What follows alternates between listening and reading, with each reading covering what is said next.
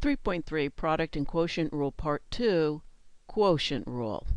Recall that the product rule is derivative of the first times the second plus the first times the derivative of the second.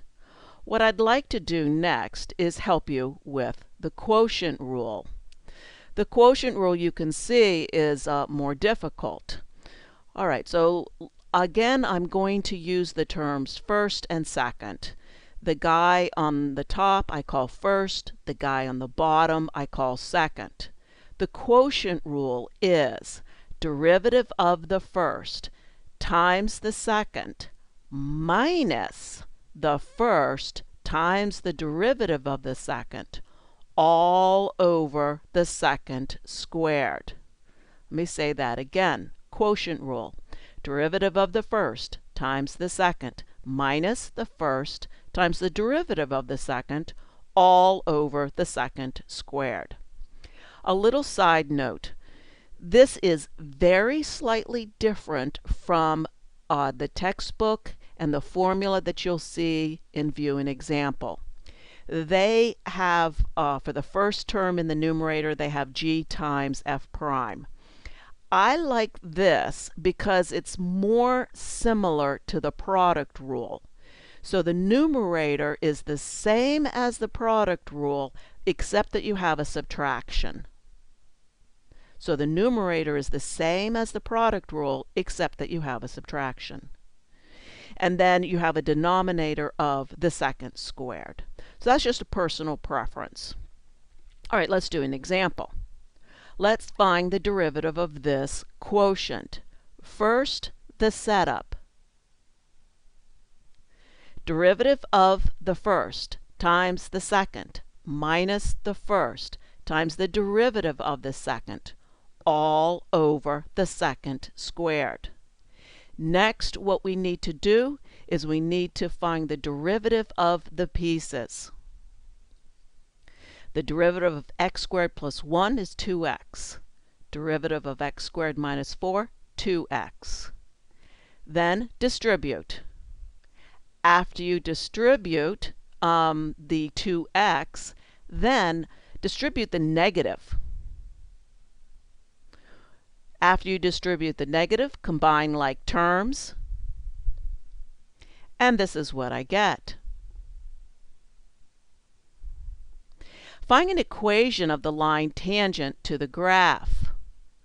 We already found the derivative of this function.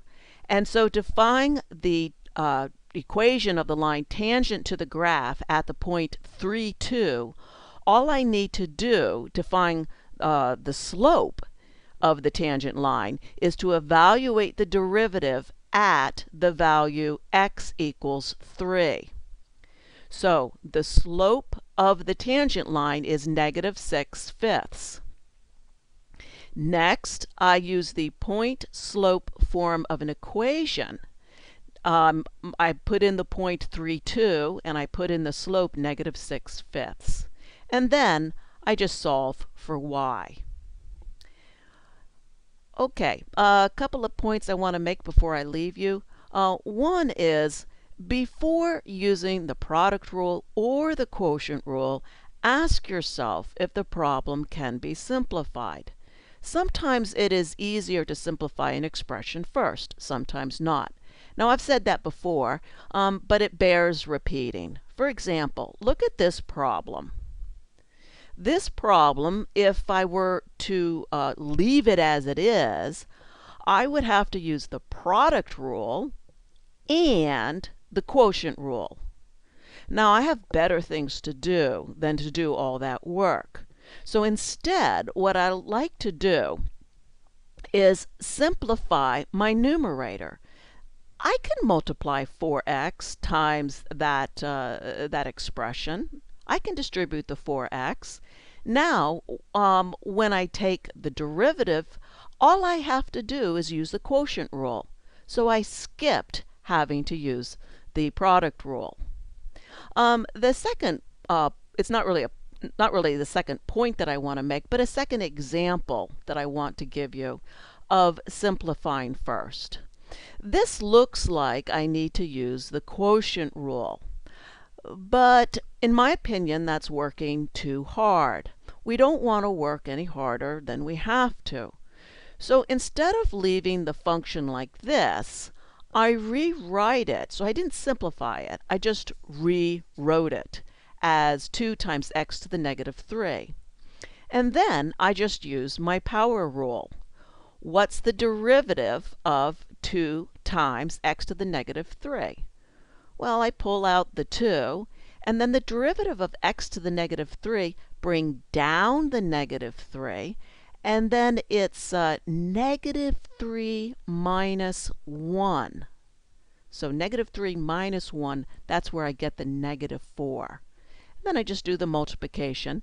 And so y prime equals negative 6 times x to the negative 4. And after I rewrite x to the negative 4, my final answer is negative 6 times 1 over x to the 4th, or negative 6 over x to the 4th. Take care, and I will see you for the next section, trigonometric functions. Take care.